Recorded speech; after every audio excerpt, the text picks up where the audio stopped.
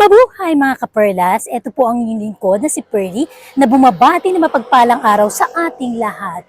Narito po tayo ngayon sa Mallorca Villas, a prime community built on a 25.5 hectare property at the east side of the cool and invigorating municipality of Silang, Cavite, na I'm sure isa po itong ideal location for you and your family. Welcome po dito sa Dream House Edition. Malay mo, ito na ang Dream House para sa iyo.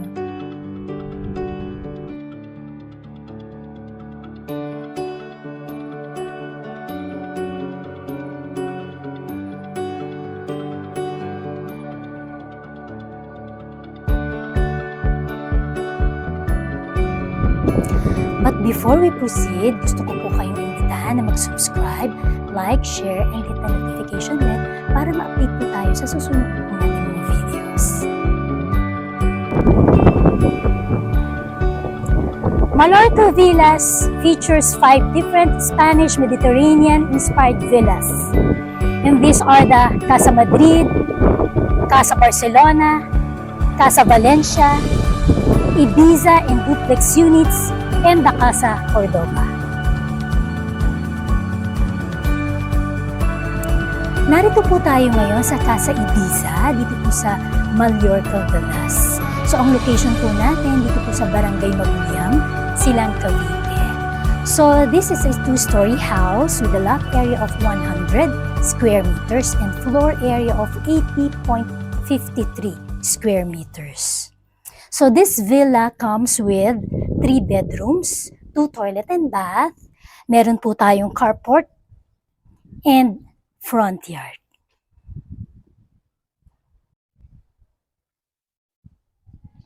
So it's time for us na mag-house tour dito po sa Casa Ibiza as delivered unit. Tara, let's!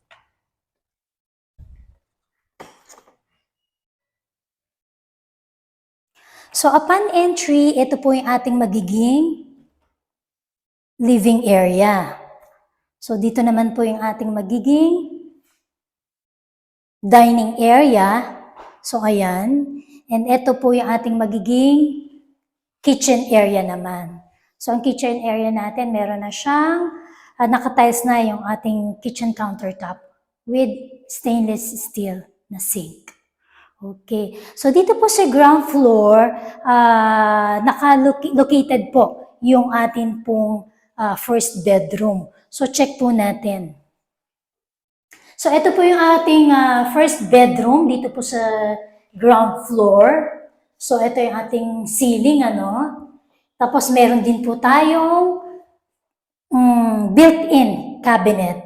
And then dito rin po, meron tayong provision for air condition na window type. Okay. Then, check po natin yung kanilang toilet and bath dito naman sa ground floor. So, yung style nila parang sunken style, ano? Medyo pababa siya, no? So, i-check natin yung kanilang toilet and bath dito sa ground floor. So, ayan, naka-complete bathroom fixtures naman po tayo dito. May tiles na, lavatory, and water closet. Okay. So, moving forward, ano, akit naman tayo dito sa second floor. So, ang second floor natin, naka-wood planks na yung ating stairs, naka-wood din po yung ating hand railing. So, check po natin yung second floor.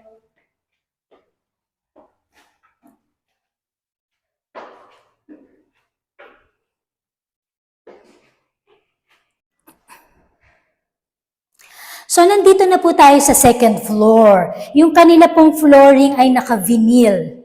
Vinyl flooring tayo. Tapos, i-check po natin dito yung toilet and bath ng second floor. Ito po. Check natin. So, complete bathroom fixtures din po yan. Naka-tiles yung walls and yung flooring with water closet, lavatory, and shower with faucet.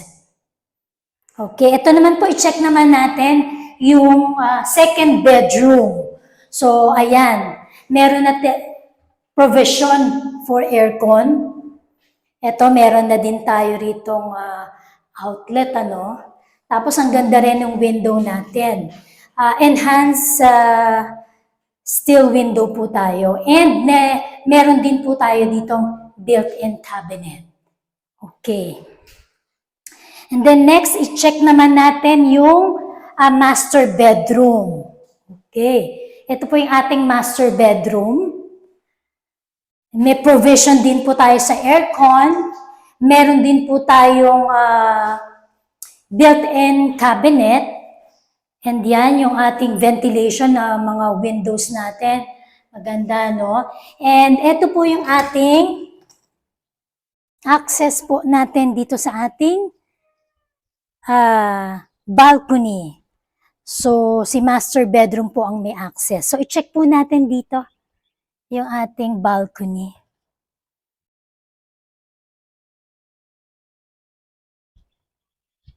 Ayan. Okay.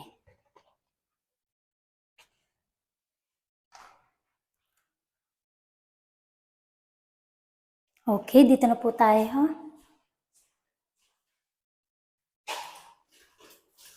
So, yung ating pong toilet and bath, dito po sa second floor is a common toilet and bath po. So, i-check naman po natin yung service area. Ito po actually malaki po dito sa sa yung service area natin. Ang maganda po dito, meron na tayong dito, countertop dito po sa dirty kitchen natin. So, ang ating pong pinaka perimeter, ito po, yan. So, pwede natin itong palagyan ng perimeter wall. So, hanggang dyan po. So, meron po tayong 2 meters na setback po dito, no? So, ayan, hanggang dito po yan. Okay. So, ayan. Hanggang dito po.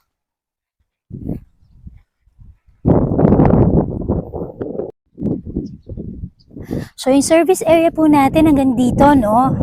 So, ito po yung magiging perimeter wall na pwede nating ilagay. And then, ito po yung ating carport. And this is the front yard naman.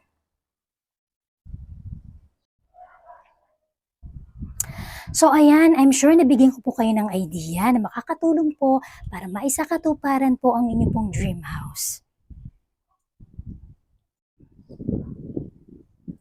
So, for those who are interested to own this property, you may send us a message po dyan sa contact details na naka-flash po dyan sa inyong screen for tripping and house viewing assistance. Salamat mga kaperla sa inyo pong panonood at pagsubaybay. Kung nagustuhan niyo pong video natin ngayon, please subscribe, like, share, and hit the notification bell para ma-update po tayo sa susunod pa po natin mga videos. Ito pong muli ang inyong lingkod na si Pearly na nag-iiwan sa inyo ng payo. Dream house mo, tuparin mo. Hanggang sa muli, kita-kits!